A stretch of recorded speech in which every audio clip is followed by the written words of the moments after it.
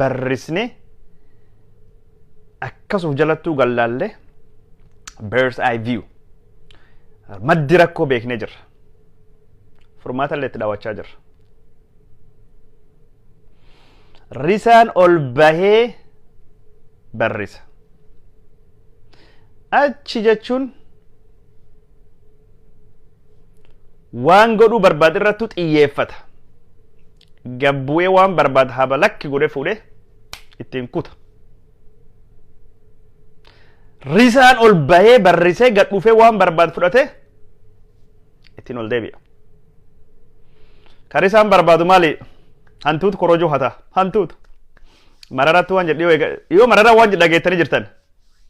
Mararaan dhiyoo maal jedhee? Mararaan waan jedhe dhageettanii jirtan.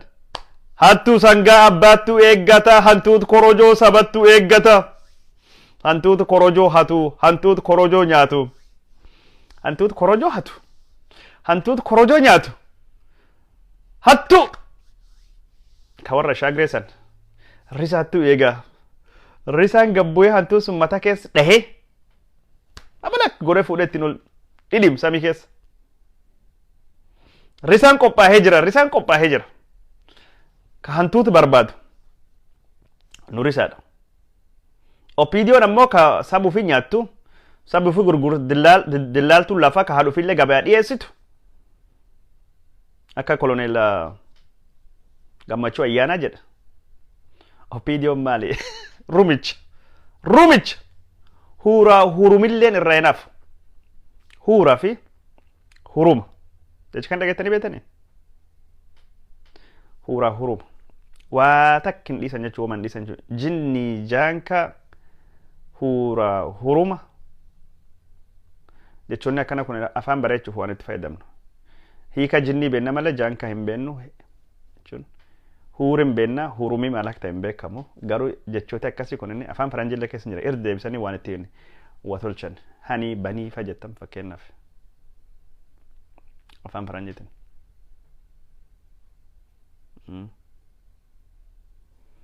Ittiin jechi bareechuuf.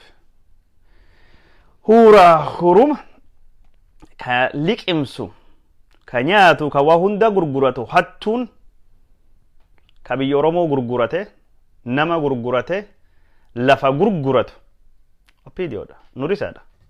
Nu rumichaa miti. Rumichaa miti. Rumichi jechuun allaattii abiyyiitidha. Allaattii isaatidha. Allaattiin isaa jechuun rumicha. Rumicha immoo jechuun harka buufanna. Nu risa samiitti ol barrisnee samii irraa gad deebinee waan laf jiru laallannee habalak goonee bunnee ittiin deemna. Waan laf jirullee gabbunee yoo dhaban kaballullee ni kaballa beektaa?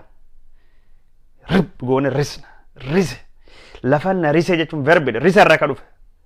Dhayichi akka malee hamaa namni tokko si dhaye yookaan akka malee si sukkume na risee jedhama verbiin isaa.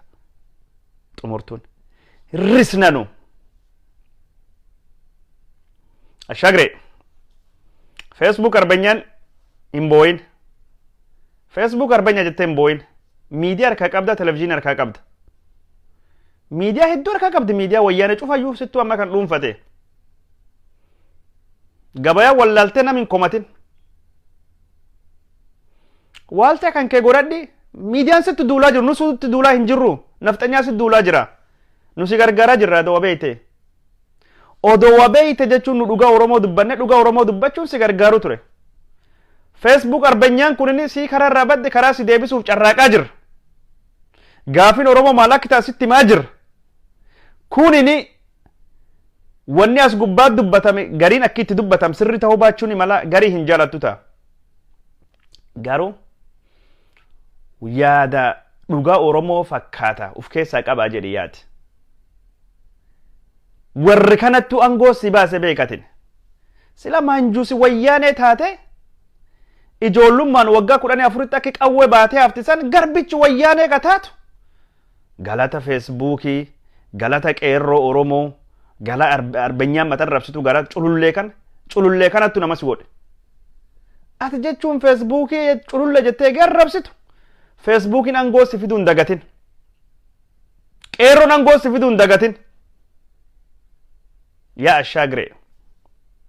yaa shaagre wayaadadha ilmi namaa wadagataa jette ilmi namaa yaadannoon isaa akka malee gabaabdu jette si dubbattu dhagahee jira keetilleen akkasum gabaabdudha nami atin arrabsitu kun inni feesbuukin ashimuru as dubbattu arbeenyoch feesbuuk irra guddate jira Jawaar Muhammad amma kan siyaasa biyyaa hoggana siyaasa biyyaa hoggana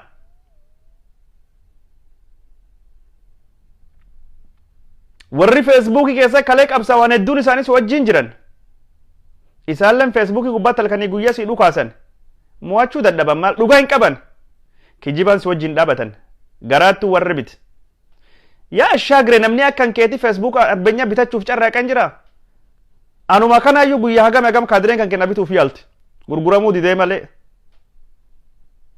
meeqaa meeqechuu warri biyya alaa jirru hundaayyuu guyyaa guyyaan maqa keenyan ummata sobuufi kijibuufi nu bituuf abaluun nutti gala gaafii ummata deebisoo don taane hojiin kanke garaan nan bitta feesbuukiin nan bitta warra feesbuukii haasawan bituu feete warra yuutuubii qabu bituu feete warra wabarreessa war dubbat no gaafii ummata deebis gaafa ati gaafii ummata deebis ashaagre nu kasaaruu deemna waan dubban hin qabnu ummati manu dhagayaa quuqa ummata dubbannaa ummati manu dhagayaa dhuga miidiyaan kan kee hin dubbanne dubbachuu jirra ummati manu dhagaya rakkoo qabaaf nu dhagaya fal barbaadaaf nu dhagaya yaada adda dhagahuu barbaada nu dhagaya yoo at miidiyaa kan kee bantee yaadii adda addaa gubbaattu dhiyaate yaadii falmitoota yaadii warri mootummaa yaadii jechuun warri si deeggaru yaadii warri si jibbu yaadii qotee bulaa yaadii horsiisee bulaa yaadii islaamaa yaadii kiristaanaa yaadii jechuun nan baratee ka hin baratinii ummata baadiyyaa ummata magaalaa yoo walqixxeettu dhiyaate yoo ati sila gaafii oromoo ka deebis taate Jawaar hin jiru abaa'uun hin jiru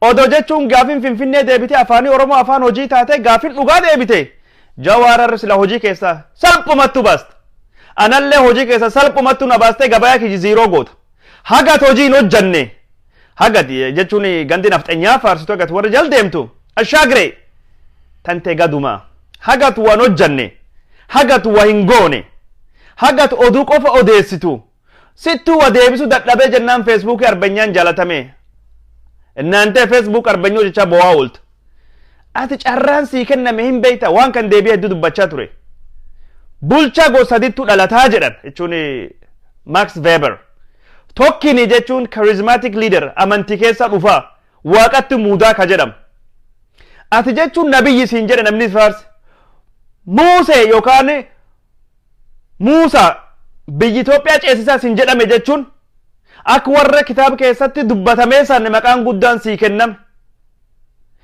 nama raagame nam Itoophiyaa ceesisu ka jedhame siin jedhame Itoophiyaa ceesisa karaagame sun siin jedhan mooti siin jedhe warri gari si faarse Atse Tewoodiroos walis akeekan Minilikii walis akeekan Yohannis walis akeekan warri kennalleen Oromoon ilma abbaa gadaa jette si faarsiti atilleen ashaagraachoo alloo heerar ka qabda qeerroo si fide qeerroo maandeeti jijjiirama ka inni sii kennisan ka jechuun ihaadigin sii kennisan itti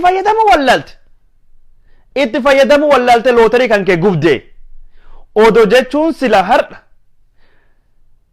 baay'ee way jechuun atin angoo kana keessa carraan akkan keetii ka kennameef hin jiru charismatic leadership traditional leadership jechuun leadership heeraa ka jechuun hundu sii kenname jechuun carraa kan jechuun ni gubde lootarii sii bahee ashaagre namni akkan kee lootariin bahee fi gubin jira har'a gadgaloo taatee gad deebite naantee Facebook arbenyaan waggaa tokkoo fi jija waggaa lamattu deemu jira waggaa lam guutuu nutti si boochisa ye Facebook arbenyoch ati miidiyaa qabdani waalta qabda faanaa qabda ETV qabda EBS qabda san gubbaa baatee jechuun dubbattu Oromoo arrabsita warrattu si diigaa jira guyyaa guyyaan warrattu mootummaa kan gufachiisaa jira abi jechuun xiqqoo tak namni feesbuukiin duratti oofee angootti fide yoo galata wallaaltu darsi yoo taatu yara yoo taatu abeeb yoo taatu gowwa yoo ta'an qofa ka feesbuukii arrabsan gurgurata wallaala gabaya abaaran jedhan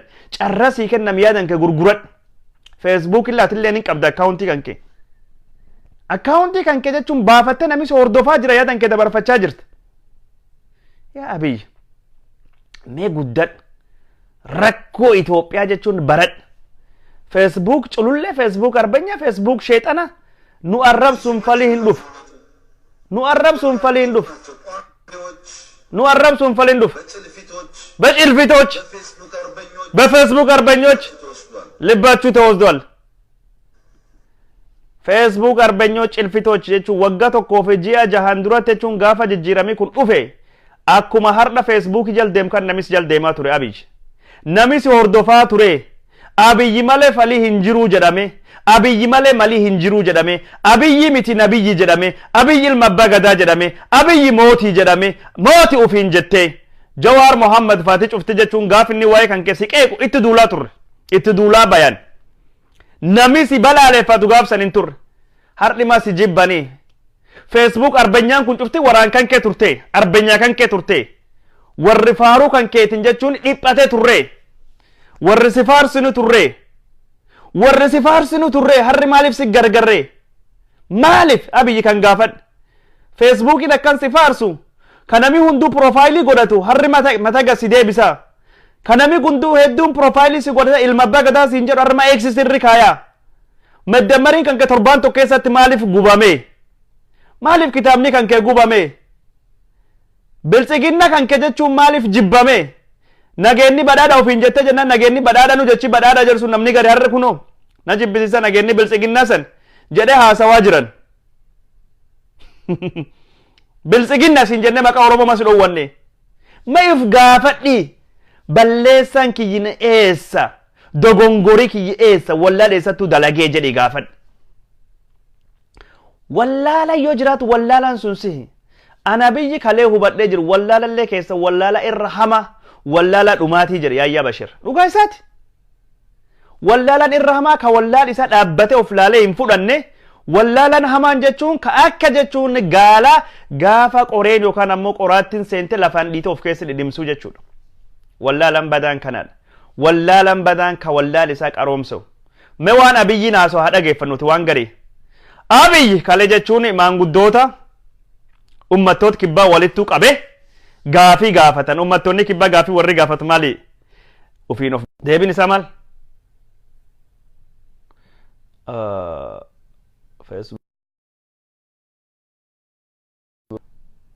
Yoo akkas jedhame deebiin isaa maalidha? Deebiin isaa maal? Deebiin isaa maal?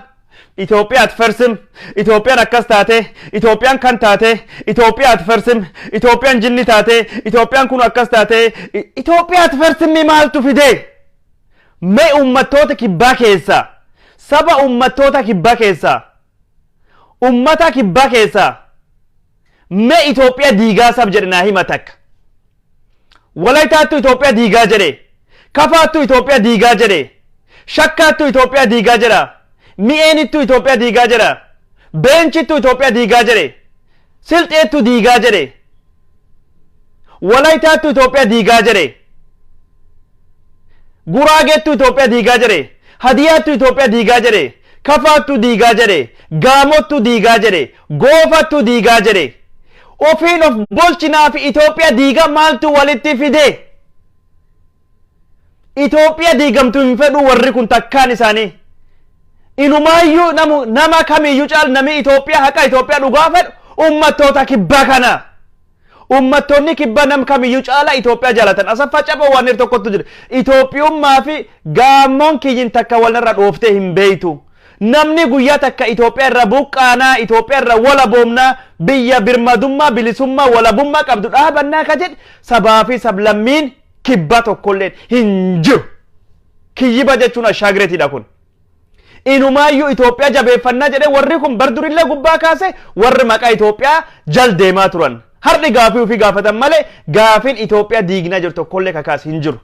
Inumayyuu gaafii Itoophiyaa irra fottoqnaa yoo hamatame Oromoon hamatamuu qaba. Abaawottu jira. Oromiyaan bilisoomuu qabdii warri jedhu hin jira Oromoo keessa. Yoo hamatamuu qabu Tigraay bilisoomuu qabdii warri jedhutu jira. Tigraay hamatamuu ni malti. Yoo hamatamuu qabaate Afar hamatamuu dandaya. Yoo hamatamuu qabaate Somaaliin hamatamuu danda'a. Ogaadaniin bilis baanaa jedha. Yoo hamatamuu qabaate Amaaraan bilis baanaa giyoon warri jedhutu jiru warra hamatamuu qabaa malee ummattoonni kibbaa Itoophiyaa diiguudhaan hamatamuu hin qaban. Dhirriin Itoophiyaa dhaabdee utubaan Itoophiyaa ka dinagdee sabaaf sablammoonni adda addaa Itoophiyaa wajjin jaalala mirgaan walqixxummaanii jiraannaa jedhan malee takka Itoophiyaa diignan jedhama. Namni Oromoo takkini muummee ministeeraa tokkin uummattoota kibbaa bira deeme Itoophiyaatti farsi meegii jiru anaa fi har'i jechuun akka atsoota akka impaayiraa dubbachuudha. Arrabu warraaf. Kuni waan nafxanyaan jechaa baate. Xabaqaan Itoophiyaa beekan Itoophiyaa waa'ee Itoophiyaa nuttu beeka. Isan ganxaa'idha. Isa warri fottoqu. Isa warri cituu barbaadu. Isin jechuun warri Itoophiyaa hin jaalanne jedhanii akkasiin gaafii kennu ukkaamsaa bayan. Har'i namtichi kun dhufe Itoophiyaatti farsim jedhee gaafii uummata gaafii haqaa gaafii uummattoota kibbaa is just paternalistic. Tuffiidha wanni kunin. Gada ilma Oromootiin jechuun uummata kibbaa obboleeyyan keenya tuffanne isaanii gaafii haqaa gaafanne Itoophiyaatti farsim jedhan. Wallaalaan kan caalu wallaalaa jira wanni yaayya Bashir jedhe. Wallaala irra hamaa. Kuni waan nafxanyaan haasoftu. Itoophiyaatti farsimiin namni Itoophiyaa diigaa jedhe hin jiru. Jawaar Mohammadu Itoophiyaa diigaa hin jennu. Kafaa'uun Itoophiyaa diigaa hin jennu. Abaa'uun warri Itoophiyaa diigaa jechaa hin jiru. Ogaden National Liberation Front ONLF Itoophiyaa diigaa jira jechaa hin jiru. Takkalleen ka Itoophiyaa diigaa hin jiru. Gaafii haqaa gaafii dhugaa gaafatan. Yoo gaafii haqaatii fi deebii hin qabaanne Amaaraa gammachiisa jette waan hin taane nafxanyaa gammachiisa jette warra fottoqaa jiraayyuu hin fottoqnaa ka jedhu waan hin taane odeessinaa biyya. Rabbii fedhuuf hin salphisin. Gowwataanii dhalachuun waan takka ammoo waan hin taane haasaanii salphachuu waan biraatidha. Waan biraatidha. Itoophiyaatti farsimii kana Itoophiyaa namni diiguu namni barbaadin jiru waan akkasiin odeessin hin gowwoomin ummata hin tuffatin ummata dur teette jechuun Itoophiyaatti farsim jettee yoo ilmi Oromoo ilmi abbaa gadaa jennu jechuun waan har'a kalee beekta nafxanyaan Oromoo godhaa baate ganxaayoch wambere taganxaay xabbaab akkaataa warri itti nu arrabsutti nu ummata kibba dur taa'ee taasawa kun Oromoo fi salphinnaa abbaan fedhe fottoquu yoo barbaadayyuu mirga heerii goonfachiise keeyyatti 39 hiiree ofii murteeffachuu hanga fottoquu namuu qaba. Kun jechuun waan ittiin nama callisiisanii stigmataayiz ittiin nam godhaa bayan. Yoo ati gaafii dhugaa dubbatte yoo ati jechuun gaafii haqa gaafatte ganxaaye kafaafaaye wambadee waan durii namaan jechaa bayanar Itoophiyaatti farsim namni Itoophiyaa diiguu barbaadu in fact ka Itoophiyaa diigaa jiru abiyyidha. Yaada kan amma yaada ammaan tana kan cufaayyuu rakkoo biyyi kana ka fide Abiy Ahmedit malee nan biraati miti. Jeequmsa kan hundaafi sababa ka tahe Abiy Ahmedit. Abiy Ahmed ka waan kan hundaayyuu nuttu fide sihi. Ka Itoophiyaa diigaa jirtu sihi. Ka yaada Itoophiyaa hin taane yaada dullachaan deemaa jirtu sihi. Ka culullee Facebook ufittu dhalchi sihi. Ka akki jibbamtuuf godhe sihi. Rakkoon sihi. Fallilleen si bira jira. Namni Itoophiyaa deegin jiru. Rakkoo siyaasa wal dorgomne wal mo'annaa jennaan Itoophiyaatti farsim jette. Mangistuu Hayilamaariyaam Itoophiyaa teqdamechaa baye akkasumaan dhidhime. Haile Sillaaseen falleen kanuma hasawaa badanii. Mangistuu Hayilamaariyaam Itoophiyaatti farsimii miti Itoophiyaa teqdamedha. Itoophiyaan hadursitu jechi bareeda hadursituutu bareedaate. Ati farsimiin jecha akka malee fokkataatiyyuu. Very nasty word, dirty word. Jecha akkas fokkataa jechaatu jette. Itoophiyaatti farsimii Itoophiyaatti nooraallechi qaxxilaallechi waan takkaadha. Positive. Nam ittiin sodaachuuf Itoophiyaa meefresiidhaan.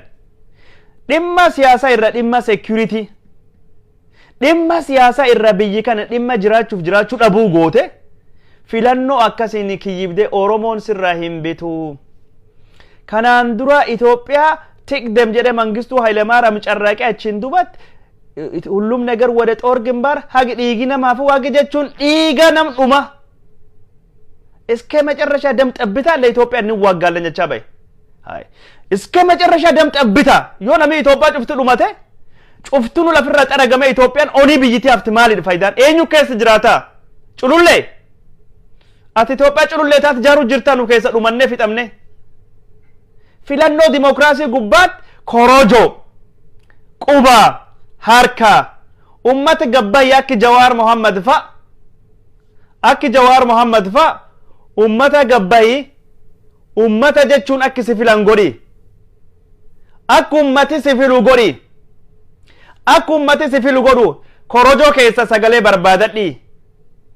Legitimate power comes from ballot, not from the bullet. korojoo keessa sagalee barbaadadhi malee qawwee keessa hin barbaadin, rasaas keessa hin barbaadatin. Itoophiyaat fersim miti. In fact Itoophiyaat fersim ifti farsaalech referendum filannoo dhiyaachuu dandayaa jechuudha. Yoo barbaachisa ta'e wanni referendum filannoo hin dhiyaanne jiru. Dimokiraasii jechuun kana. Eertiraan jechuun waraana loltee referendumiin bilis baate. Sidaamaan naannoo ta'uu fi referendumiidhaan gaafattee jirti. Biyya ta'uuf iyyuu gaafachuuf mirgi qabdi akka heeratti. Sagalee filannoo korojoo keessa barbaadan, sagalee kafaa'oo, sagalee Oromoo, sagalee deeggarsa Jawaar Mohammad Faatii argatan Itoophiyaat fersimini awwaaluu hin dandeettu. Labsi yeroo muddamaatiin awwaaluu hin dandeettu. Itoophiyaat fersimin kijibaa sodaadhaa muddamtee albaatiin si dhuftee jennaan Itoophiyaat fersimiitti. Dhagaye waan cululleen Facebookii siin jettu. Kun waan gowwummaatidha.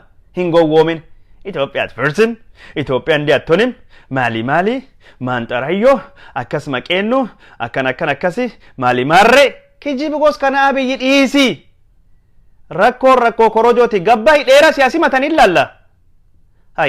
Salaale deemtee kaadiree bitattee jechuun nama si dhufu dhabdee jechuun fardi footottiin kaate bira 500 kaffaltee si fidanii hin beenna.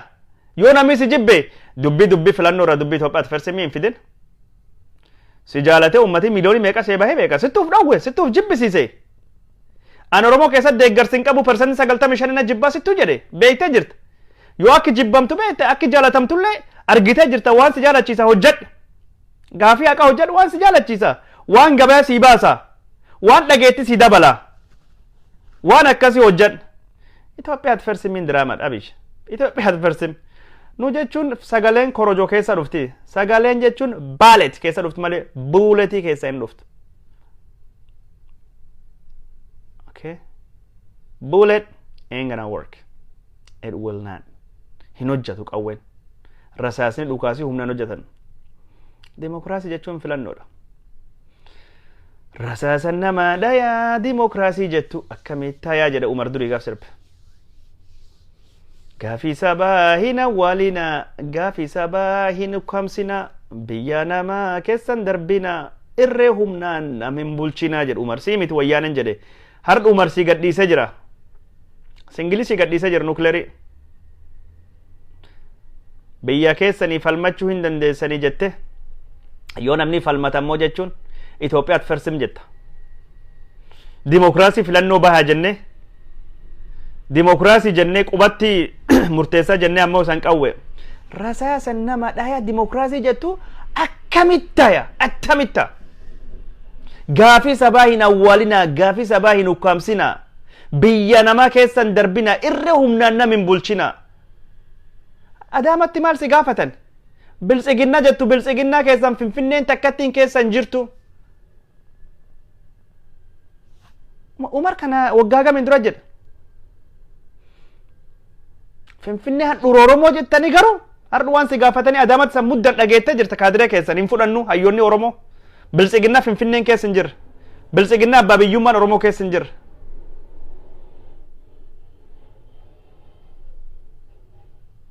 Biltsiginnaa gosuun hin fudhannu siin jedhanii jiran. Gaafii haqaa gaafii uummata deebise. Gaafii saba deebise. Gaafii uummata deebise.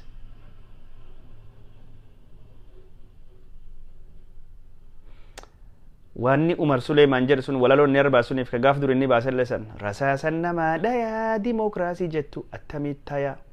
Abbaa feetan deeggaruu hin dandeessanii hoo jettu deeggartoota maaf ukkaamsitu maaf sarbitu jedhee sabni gaafata isin maan jettu.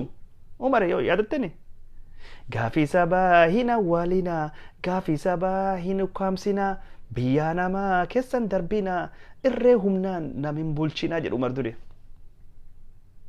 Finfinneen handhuura Oromoo jettu. Finfinnee dhiisi Adaamaan takkatti nu gaafirra hin jirtu jedhee dubbachaa ture.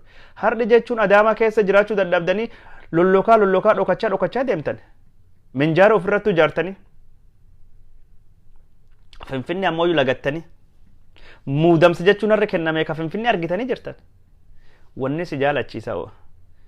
Umar waan ni jedha dhageettanii jirtan Umar waan ni durillee jedha waan irrallee jedha gadab jechuun asaasa Umar jechuun rasaasa nu darbu Umar mutaayili nu durumay sirbi kan keeti dhagaya guddanne sirbi kan keeti Umar jechuun mallasaattu beeka abiyyi miti kakka abiyyi kana miti ummattooti kibba dhufanii gaafis gaafachuu dhufanii wani naaso maal ummati kibba dhufee gaafii gaafata abiyyi kicha maal gaafatin beeytanii naannoo nu wakennaa heeri waan jedhu ብሔርና ብሔረሰቦች ህዝቦች ጀርመን ብሔር እንጀዱ ናኖ ዳባቹን ደንደተኒድ ኦሮሚያ ኬስ ጀቹን ጉራጌ ጅራታ ማል ጅራታ ጅኒ ጅራታ ሸይጣናቱ ጅራታ ትግራይ ኬስ ጀቹን ትግሬቱ ጅራታ ኩናማቱ ጅራታ ኢሮቢቱ ጅራታ አማራ ኬስ አማራቱ ጅራታ ኦሮሞቱ ጅራታ